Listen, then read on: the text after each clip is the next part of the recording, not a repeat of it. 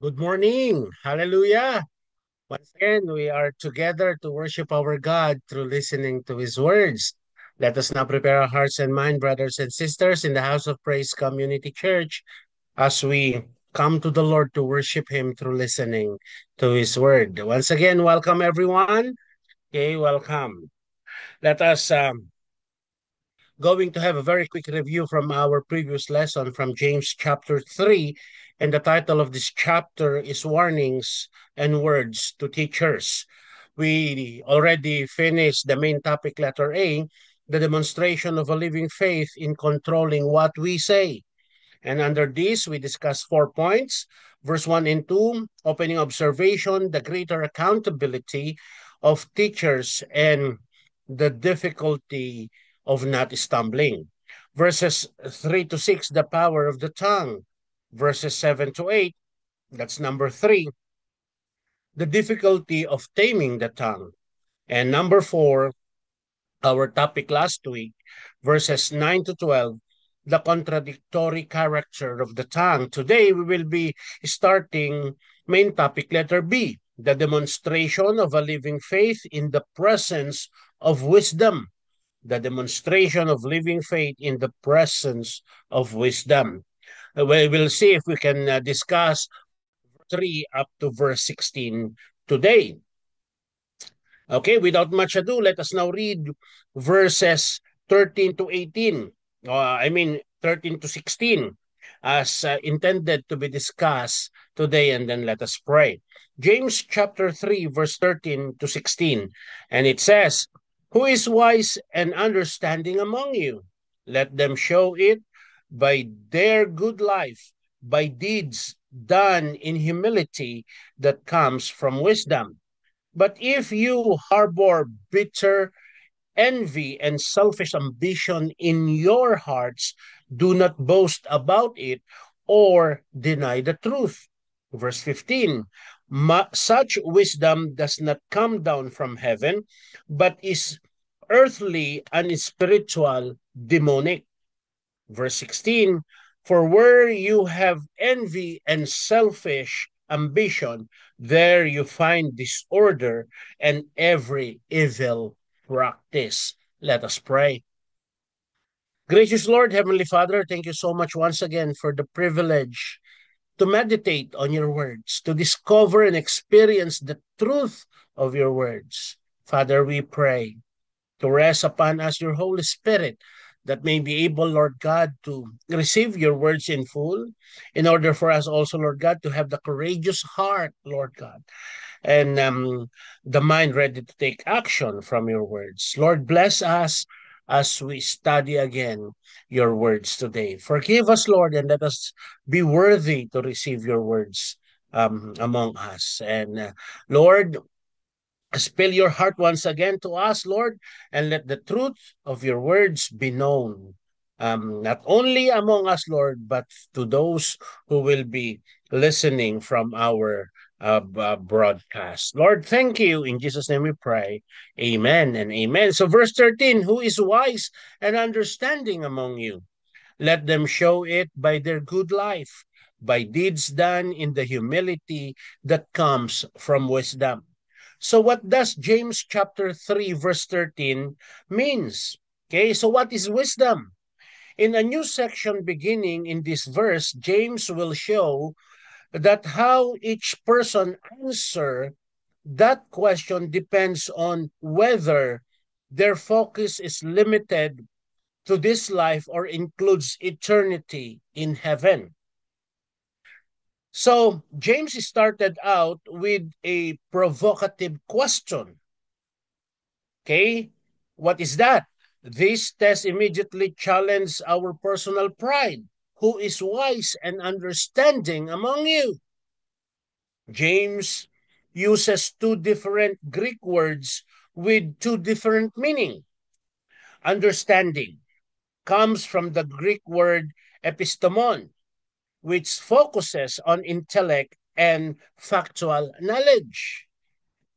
The understanding will be compared to wisdom, which James will also will center on more heavenly in this passage from the Greek word sophos.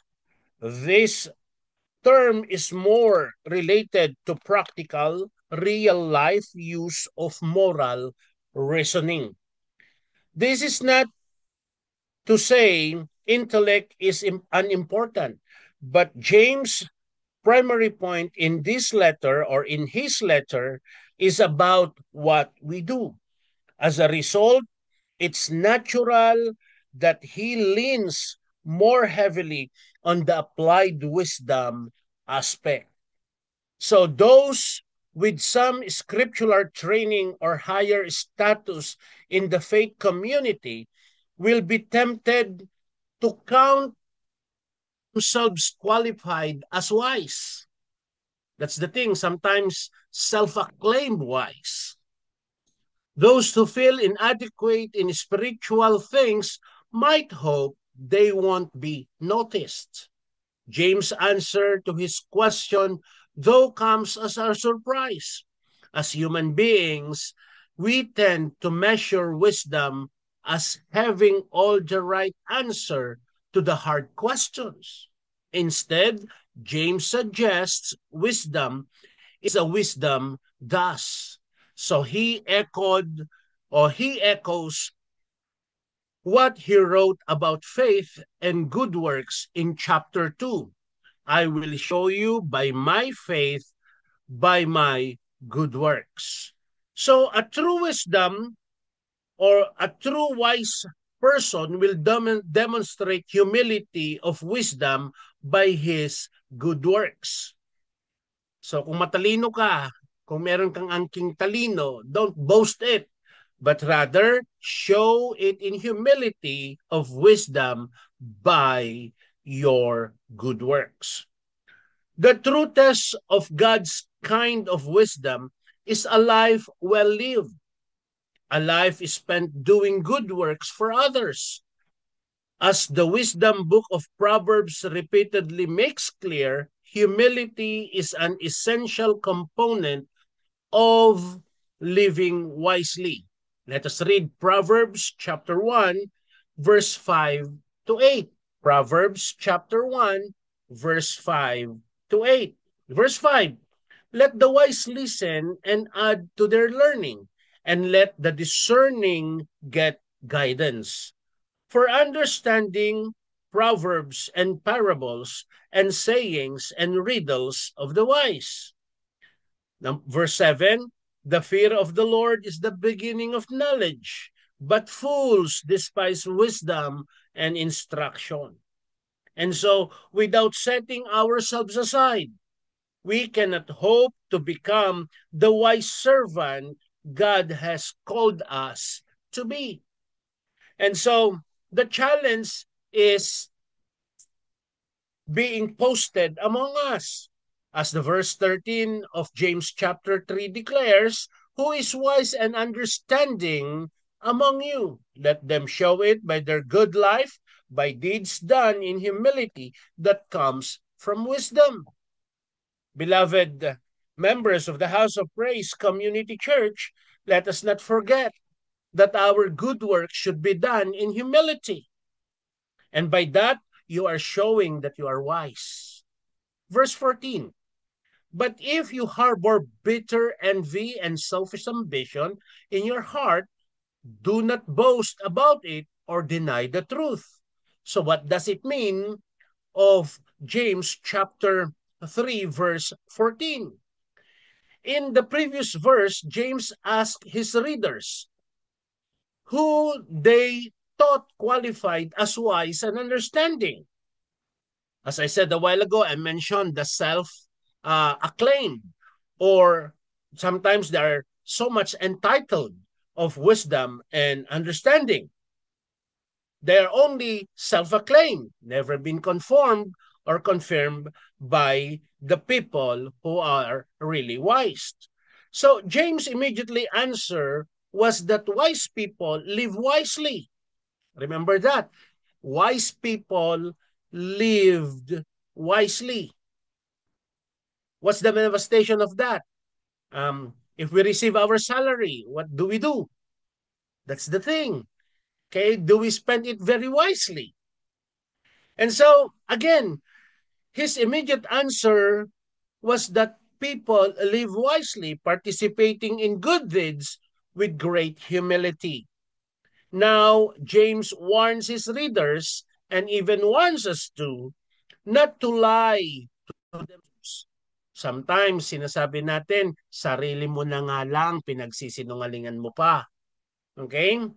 Do not lie to yourselves. A person should not assume they are wise if they carry bitter envy, selfish ambition in their hearts. If you just envy someone, don't pretend to be wise. And certainly they must not boast about it. This raises a fair question. Why would anyone boast about being consumed with envy and self ambition? Remember, verse 14 is talking about it. Let me quote again verse 14. But if you harbor bitterness, well, if you harbor bitter envy, self ambition in your hearts, do not boast about it or deny the truth. So the question is raised among us. Why would anyone boast about being consumed with envy and self ambition? Think about the kind of career and motivational advice we hear every day. The typical life coach will tell you to look around, decide what you want out of life, and make a plan to go get it. The idea is the idea is that the successful person is the one who knows what they want and gets it in the end. That's a common enough approach that it just seems natural to almost of us. So the problem, of course, is that such an approach of life is usually built on envy. We say, I want what they have. It implies that there is benefit of selfish ambition. I will do whatever it takes to get that for myself. In next verse, James will describe the characteristics of that kind of so-called wisdom. Most of the New Testament writers warns against this worldly approach to life. Thinking is much a short-sighted way, contrast with the life God calls his people to follow. The Apostle John defined his worldly wisdom as the desire or lust of the flesh and the desire of the eyes and pride of life. Let us read from New International Version, First John chapter 2, verse 6. For everything in the world, the lust of the flesh, the lust of the eyes, the pride of life comes not from the Father, but from the world. Brothers and sisters in the House of Praise Community Church, let us be careful to whom we listen. Sometimes there are inspirational speakers, and we thought what they are telling because they are addressing life is true. But the point is, are they quoting the word of God to be true? Verse 15, such wisdom does not comes down from heaven, but is earthly and spiritual, demonic. So what does it mean of James chapter 3 verse 15? In the previous verse, James warned those of us consumed with envy and selfish ambition not to think of ourselves as wise. The world usually defines success as getting whatever it is you want out of life. To do that, you have to look around and decide what you want, mostly by comparing ourselves to other people. This can lead to bitter envy, then according to the world, you should plan to do whatever it takes to secure those desires for yourselves. That requires some amount of selfish ambition. Phrased that way and sound pretty bad. The point is not that all people who try to improve themselves or to be successful are doing something wickedly evil. Don't get me wrong with that. Not everyone being successful in life or those people who are enjoying life are people living in wickedly evil. No. The problem in the world's definition of wisdom and success, the skewed and biblical attitude toward these are normal to our ears. As a result, we usually admire those who have followed that path of great wealth, great pleasure, and great status. James wants to wake us up. The worldly approach to life is not true wisdom. He writes, it's not God's wisdom, it's not heaven's wisdom.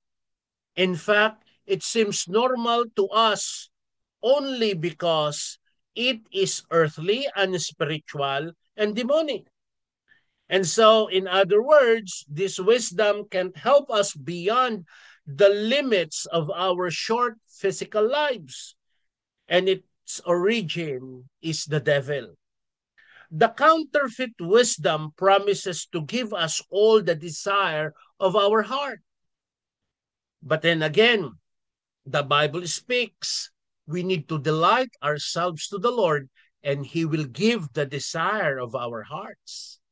Sometimes we think that if we delight ourselves unto the Lord, whatever we desire, remember that, whatever we desire, we will obtain it. That's not how it works. Again, we are reminded to do things with humility. And so in the next verse, James will describe the actual result. In verse 16, for where we have envy and selfish ambition, there you find disorder and every evil practice. Okay? So, the world's definition of success is getting what you want out of life. According to this attitude, each person should look around and decide what will make themselves happy. Pleasure, money, power, and then make a plan to go get it. Whatever it takes in order to get the result is worth it according to the wisdom of the world. The problem is that this wisdom runs on the engine of human envy and self-serving ambition. In the previous verses, James made clear that such so-called wisdom isn't God's wisdom, but the wisdom of the world. Worldliness, this false wisdom promises to give us the desires of our heart. Instead, it fills our heart with envy. We're never really satisfied because we learn to constantly covet or to desire what others have that we don't. Sometimes covet is steal. We want to get what they have. And sometimes we don't know, even Christians, we are not happy of the success of others. And it fills our heart with selfish ambition to do whatever is required to get what we want. James point out that the result of everyone focusing on themselves and working for themselves is disorder. So billions of people agendas complete with each other, creating a form of chaos that seems both normal and exhausting to all of us. So the second result of worldly wisdom is every evil or vile practice. Why? Okay, we need to consider that. Our selfish ambition will eventually require us to hurt someone or someone else to get what we want. The worst thing is we don't want to have another thing. We desire the thing that others had. It encourages us to make excuses for our selfishness. It makes us hard and resistant to correction. Our standard for what are acceptable will eventually need to be compromised to keep us moving onward and upward and working under the world system. That's in contradiction to what God wants us to be. So when everyone lives according to this worldly wisdom, pain and destruction become the norm. Self-sacrifice for the good of others becomes the rare exception. Consider the classic summary of evolution by natural selection. Nature red in tooth and claw. Meaning to say, if a person achievement is the most important goal, our short and immorality is implicitly on the table. So as James will spell out in these following two verses that we'll be discussing next week, verse 17 and 18, the character of heavenly wisdom. Those who follow the self-sacrificing wisdom of heaven experience a very different reality.